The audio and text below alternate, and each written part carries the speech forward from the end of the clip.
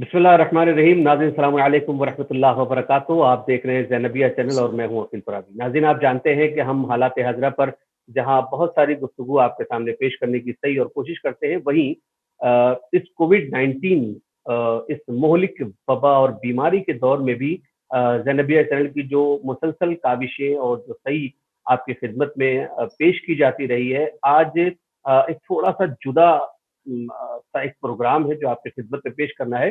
और हमने एक पूरी सीरीज मुरतब की है इस सिलसिले में, और हम कोशिश कर रहे हैं कि हिंदुस्तान में जहां कहीं भी लोगों ने सबके लिए और खास तौर पर इंसानियत के लिए काम किया है, ऐसे लोगों को हम आपकी खिदमत में पेश करें। नाज़रीन, हमारे इस प्रोग्राम का नाम नामी है कोशिश और कामयाबी। यानी वो लोग के जिन्होंने कोविड 19 के इस जमाने में, इस दौर में आगे बढ़कर लोगों की हेल्प की है, लोगों की मदद की है, लोगों के घर राशन पहुंचाया है, लोगों को मेडिकल की मदद दी है, या किसी भी तरीके से इस वबाई दौर में, इस महामारी के दौर में अपने आप को आगे रखा है। ऐसे लोगों से हम चाहते हैं कि उनसे रोशनास कराया जाए आपको। अ, उनके जरिए से हम ये चाहेंगे कि जो नौजवान ज़ैनबिया चैनल को देख रहे हैं, वो उनसे एक सबक हासिल करें और उनसे इंस्पायर होते हुए अपने अपने इलाके में वैसे ही काम करने की कोशिश करें। कभी कभी होता है कि कोई ट्रस्ट मदद करने के लिए आगे बढ़ता है, कभी कभी होता है कि कोई इदारा मदद करने के लिए आगे बढ़ता है, कभी कभी होता है अंजुमने जो है वो मदद करने के लिए आगे आती हैं। ऐसी सूरत में अकेला आदमी ये कहता है कि हम क्या कर सकते हैं, मगर अकेला आदमी भी बहुत कुछ कर सकता है। इस्तकबाल करते हैं बिरादरम अफरोज आलम जैदी साहब का, कि जिनका असले गांव और असले वतन जो है वो चितौड़ा है, मगर फिलहाल उनकी रिहाइश जो है वो मुजफ्फरनगर यूपी में है। सबसे पहले अफरोज आलम जैदी साहब, आपका हम ज़ैनबिया चैनल पर इस्तकबाल करते हैं। जी, सलाम बहुत अलैकुम बहुत वरहमतुल्लाह शुक्रगुज़ार हूँ। वबरकातुहू। वालेकुम अस्सलाम व रहमतुल्लाहि व बरकातहू। बहुत शुक्रगुज़ार हूँ मैं इस्तकबाल है ज़ैनबिया चैनल का। आपका। जी, जी। इस्तकबाल है आपका ज़ैनबिया चैनल पर। जैसा कि हमने आपकी वीडियोस जो सोशल मीडिया पर बहुत ज्यादा वायरल हुई थी, हमने उसमें देखा था कि आप तनहा तरीन एक ट्रस्ट और एक इदारे की तरह लोगों की मदद कर रहे थे। तो सबसे जी, पहले अफरोज भाई, आप अपने बारे में कुछ बताएं कि आपका ताल्लुक कहाँ से है, आप जी, किस जी, जगह पर फिलहाल रहते हैं, जी, जी, और किस तरीके से आपके दिलो दिमाग में ये बात आई कि हमें लोगों की मदद करनी चाहिए। जी। जनाब, मेरा ताल्लुक चितौड़ा सादात से है और अभी फ़िलहाल जो मुकीम हूँ मैं मुज़फ़्फ़रनगर कृष्णापुरी में रहता हूँ। जी। ज़ैनबिया पब्लिक स्कूल के पास ही मकान है। तो अच्छा। मौलाना साहब, जब मैंने ये वबा आई और परेशानियाँ लोगों की देखी, तो जो लोग जी। पैदल जा रहे थे, जो जी। लोग सफ़र लुधियाना से इलाहाबाद और गोरखपुर और कहाँ-कहाँ जा रहे थे, तो मैं उन जी। जी। लोगों से मिला। जब मैंने जी। उनको थोड़ा-सा हमदर्दी दिखाना चाही, तो वो रोने लगे, चिपट के रोने लगे। वो कोरोना भूल गया, मैं भी कोरोना भूल गया कि कोई वबा है, कोई बीमारी है। तो ये हम्म। वलवला मेरे दिल में मौलाना साहब माशाअल्लाह मेरे मौला हुसैन के करम से 2 साल से है और हम्म। मैं बाकायदा इसमें लगा हुआ हूँ और मैं जहाँ तक होता है, मैं ये काम करता हूँ और करता रहूँगा इंशाअल्लाह ताला। और मेरा हम्म। मकसद ये होता है इस मैसेज को, इस मदद के साथ-साथ एक मैसेज देना होता है मेरा। मैं हम्म। उन लोगों से ये मालूम करता हूँ कि क्या आप मौला हुसैन को जानते हैं? तो ओहो। वो लोग जवाब देते हैं कि नहीं, हम नहीं जानते। हमने कहा आप हम्म। उनको जानते हैं जो सीने पे हाथ मारते हैं, मातम करते हैं? तो उसमें से 1-2 हम्म। बंदा बोलता है कि हाँ, हाँ, हम जानते हैं उनको। तो मैंने कहा हम्म। जिनके लिए हम मातम करते हैं वो मौला हुसैन हैं और उन्होंने ही इरशाद फरमाया है कि किसी गरीब की, किसी मजबूर की हम मदद करें। तो इसलिए हम क्या आपकी बात मदद है, कर रहे हैं। क्या ये बात है। हमारा मकसद है। जी मौलाना। अच्छा, तो ये आपका तरीका ये कार क्या था, कैसे आप करते थे? मौलाना साहब, मैं फैमिली में एक बेटा है, एक बेटी है और बीवी है मेरी। तो हम्म। वबा का वक़्त था, ना कोई पास था, ना कुछ था। मैं बस मौला हुसैन का नाम लेके घर से निकलता था। कभी मेरी बीवी साथ जाती थी, कभी मेरा बेटा साथ जाता था, एक एक बेटा बस। और बस मौला हुसैन का नाम था और उधर से एक ऐसी ताकत मिली हुई थी जिससे मुझे ना किसी वबा का डर था, ना किसी परेशानी का डर था अच्छा, और मैं आपके निकलता था। आपके आपके अहलिया या आपके बच्चे आपको रोकते नहीं थे कि डॉक्टर्स नहीं, नहीं, मना कर रहे हैं कि वो बाहर से मत पूरा निकलो, जी, हुकूमत मना कर रही है कि बाहर ना निकलो, जी, लोग जी, कह रहे जी। हैं कि बाहर ना निकलो, कहीं ऐसा ना हो कि कोरोना जो है वो तुम्हारे ऊपर हावी हो जाए और ये मर्ज तुम तक पहुंच जाए? क्या आपको जी, डर जी। महसूस नहीं होता था? नहीं, वो मौलाना साहब दरअसल सब मैं घर में आके ज़िक्र करता था, बताता था परेशानी के ऐसे-ऐसे लोग बहुत छोटे-छोटे बच्चे सड़कों पे पैदल हैं, भूखे हैं, प्यासे हैं। तो उसमें हम्म। मेरी ज़ोजा और मेरे बेटे ने मेरा साथ दिया और ना हम्म। हमने कोई पास बनवाया मौलाना साहब। जनाब एक तो पुलिस का डर था, उधर वबा का डर था, कोरोना का डर था, लेकिन इसको मैंने सबको दरकिनार करके मैंने सोचा जहाँ तक भी हो सके, तो मैं अपने घर में खाना तैयार कराता था और पानी की हुँ, बोतल लेता था और मैं हुँ। 90-80 किलोमीटर तक मौलाना साहब ढूँढ-ढूँढ के लोगों की मदद करता था। मुझे बड़ी यानी खुशी होती थी। 80 से 90 किलोमीटर जी, ये जी, डेली जी, का जी, रूटीन था मेरा या कभी-कभी? डेली नहीं, नहीं मेरा दूसरे दिन का रिकॉर्ड रहा है मौलाना। अच्छा, इस सिलसिले में क्या दूसरे किसी दिन अंजुमन ने आपकी मदद की, किसी ट्रस्ट ने आपकी मदद की? नहीं मेरी जी नहीं मौलाना साहब मैं जो हूँ इस तरह के हालात से गुज़रा हूँ, मुझे मालूम है भूख क्या होती है। इसलिए मुझे एहसास है मेरे दिल में और फिर मौला हुसैन के दर से हमें यही मिला है कि वो शेर है कि ये सिबत पैगंबर की शहादत का असर है, भूखे तो बहुत मिलते हैं, प्यासा नहीं मिलता। क्या तो बात है, मौलाना सुभान साहब अल्लाह। ये मैं इसी उसमें चला हूँ और बस मदद का एक जज़्बा दर हुसैन से जो मिला था, उसमें मैं लगा रहा और मौला ने आपने मुझे अपनी कामयाब भी किया। आपने अपनी बातों में ये कहा कि मुझे भूख का एहसास है। क्या कहना जी। चाहते हैं आप? मौलाना साहब मैंने जो है मेरे साथ इस तरह के हालात रहे हैं कि अगर लोगों के घर में खाना जा रहा है या फल जा रहे ये मेरा बहुत ज़बरदस्त एक काम था मेरठ में मैं चमड़े के उससे व्यापार से जुड़ा हुआ था, बहुत ज़बरदस्त काम था मेरा।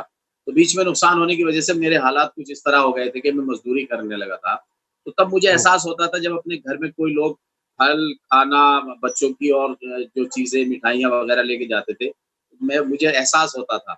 उसी एहसास ने मेरे अंदर एक और एहसास जगाया कि हो सकता है कि गरीब आदमियों के अंदर भी वही एहसास हो जो मेरे अंदर था। तो मैं चाहता हूँ कि जो एहसास मेरे अंदर रहा और मुझे किसी की मदद नहीं मिली, तो मैं चाहता हूँ कि मैं किसी तरीके से ये मदद कर सकूँ।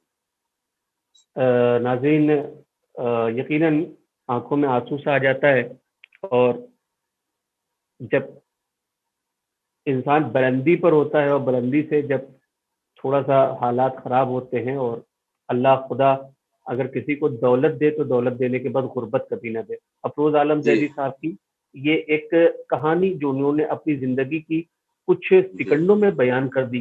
कहने के लिए तो ये कुछ सेकंड है, मगर इसका क्राइटेरिया अगर आप तलाश करने जाएँगे तो वो बरसहा बरस की एक कहानी हो सकती है। लेकिन बड़ी ही खूबसूरत बात कि हमने चूँकि भूख बर्दाश्त की है, लिहाज़ा अब हम नहीं चाहते कि हम किसी को भूखा देखें। हमने जी, चूँकि प्यास बर्दाश्त की है, लिहाज़ा अब हम ये चाहते हैं कि हम किसी को प्यासा ना देखें।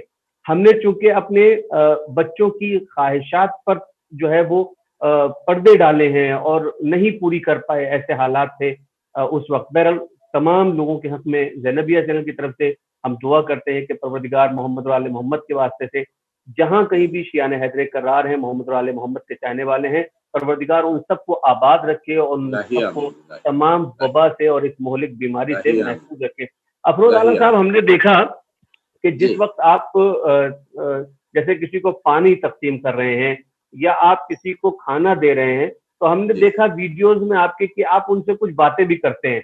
वो बातें हाँ, आप क्या करते थे? हाँ। तो मैं उनसे पूछता था, मैं उनसे मालूम करता था कि क्या आपने खाना कब खाया था? तो वो लोगों का होता था कि साहब परसों आए थे, परसों खाना खाया था, उसके बाद से अभी तक कुछ नहीं आया।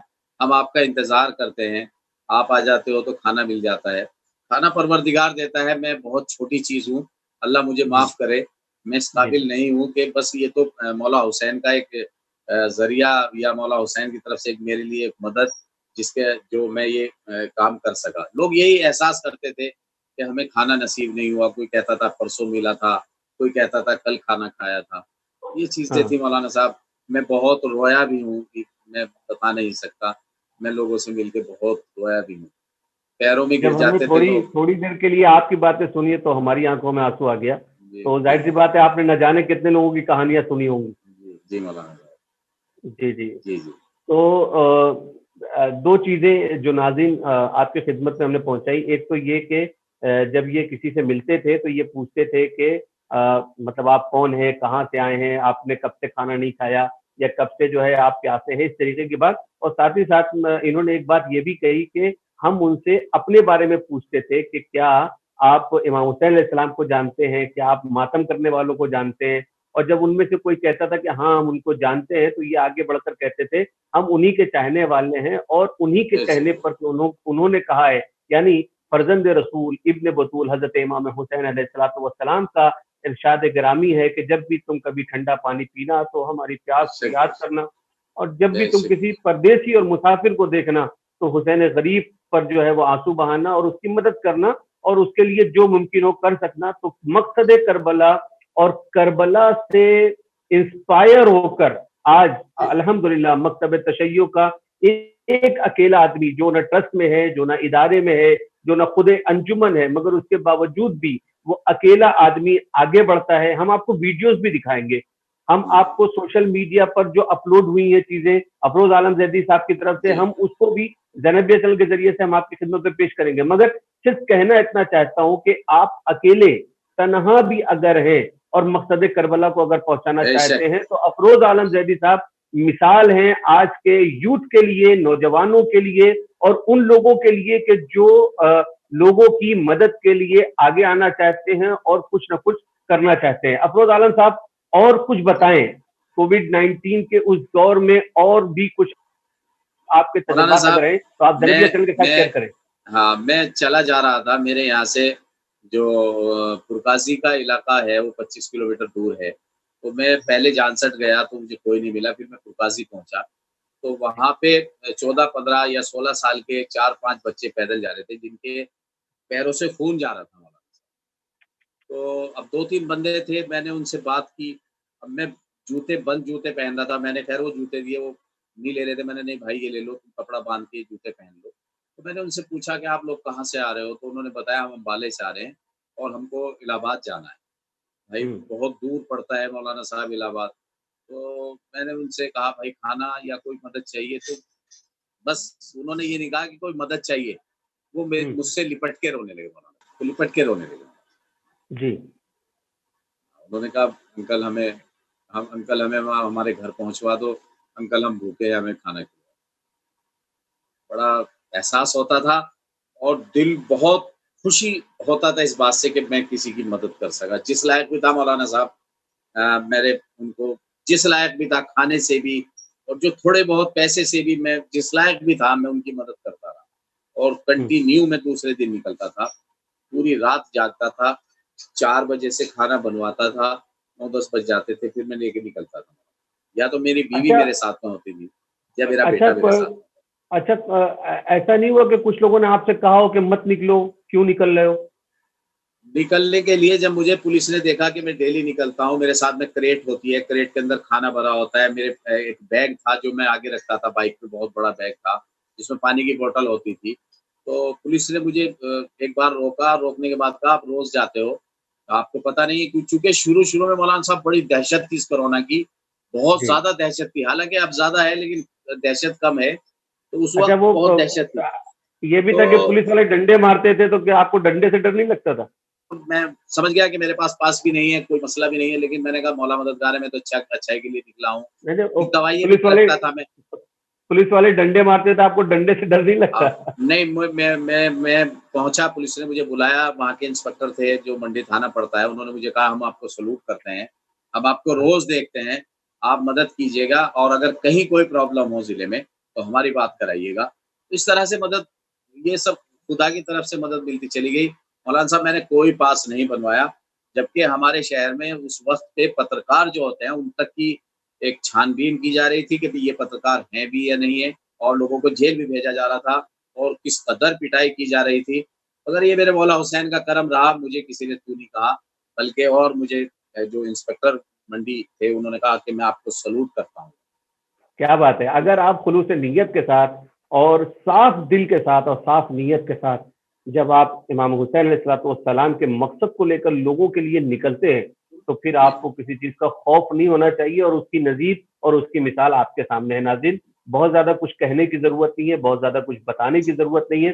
सिर्फ़ और सिर्फ़ इतना ज़रूर आपसे कहना चाहूँगा कि जब भी हम कोई काम करना चाहते हैं, तो हम ये चाहते हैं कि कुछ लोग हमसे जुड़े, ताकि हम किसी के साथ मिलकर ये काम कर सकें। मगर अकेला आदमी भी जो है वो पत्थर का सीना चीर के उसमें से दरिया निकाल सकता है और उसमें से पानी निकाल सकता है। उसकी एक मिसाल बिरादरम अफरोज आलम जैदी साहब है, जो हमारी स्क्रीन पर इस वक्त मौजूद है, और हमने जो भी बातें इनसे की हैं वो जैसा कि आप जानते हैं कि बाज टेलीविजन पर या बाज चैनल पर पहले से प्रोग्राम जो है वो मुरतब किया जाता है, पहले से क्वेश्चन दिए जाते हैं, और आपने को ये जवाब देना है, आपने ये बताना है, ये सारी बातें होती हैं। मगर ज़ैनबिया चैनल का ये प्रोग्राम फिल वक्त फौरी तौर पर आपकी खिदमत में पेश किया जा रहा है और अफरोज साहब इस बात के गवाह हैं कि हमने जी कोई बेशक। सवालात अपनी जानिब से इनको नहीं भेजे कि हमने आपसे ये पूछना है और आपको ये हमको जवाब जी देना जी है। जी। ये बराह रास्त यहाँ पर चैनल पर बैठे हैं हमारे ज़ैनबिया चैनल पर, और हमने जो सवालात भी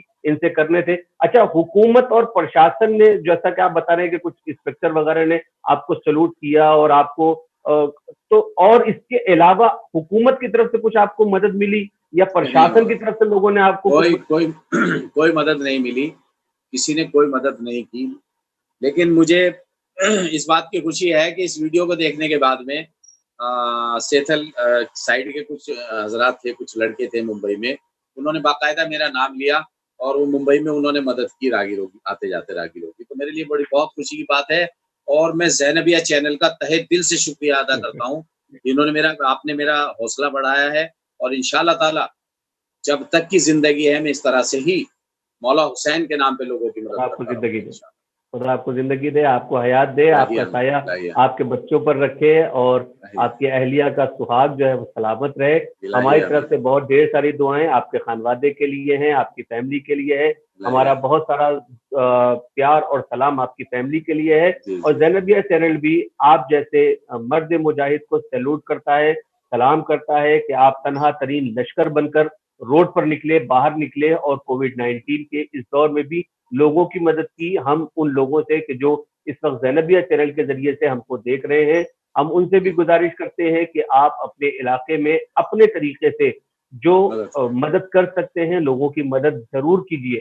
एक खास पैगाम ज़ैनबिया चैनल के ज़रिए से हम लोगों तक ज़रूर पहुँचाना चाहते हैं कि आपका वहाबी, चाहे वो गैर मुस्लिम हो, चाहे वो आपके अकीदे का हो, चाहे वो आपके मतलब का हो, चाहे आपके वो फ़िरक़े का हो या न हो, ये मसला बाद में तय किया जाएगा कि वो किस फ़िरक़े का था, किस मसलक का था, आया वो मुस्लिम था कि नहीं था, आया वो गैर मुस्लिम था।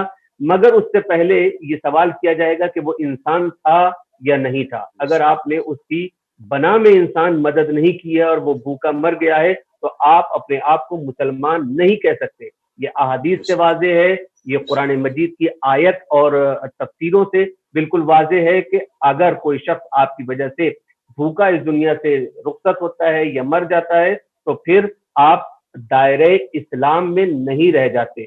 लिहाजा मैं गुजारिश करूंगा कि आप इंतजार न करें। अगर कोई भूखा आपको नजर आता है, अगर कोई परेशान आपको नजर आता है, अगर कोई शख्स ऐसा नजर आता है कि जिसको वाकई मदद की जरूरत है, उसकी मदद के लिए आगे बढ़िए और उसकी मदद कीजिए। आज अफरोज आलम जैदी साहब स्क्रीन पर हैं सिर्फ इसलिए कि इन्होंने लोगों की मदद की और अल्लाह ने इनकी खामोश उस नेकी की जजा दी कि आज हमने ज़ैनबिया चैनल की जानिब बेशक, से बेशक। इनको फोन किया और इनको जी, अपना जी। गेस्ट बनाया, अपना मेहमान बनाकर इनसे इंस्पायर होने के लिए कि इनको यूथ देखे, नौजवान देखे और इनसे इंस्पायर होकर लोगों की मदद करे, आज हमने इनको बुलाया। कल आपका भी नंबर आ सकता है, कल बेशक, आपकी भी बेशक। बारी आ सकती है।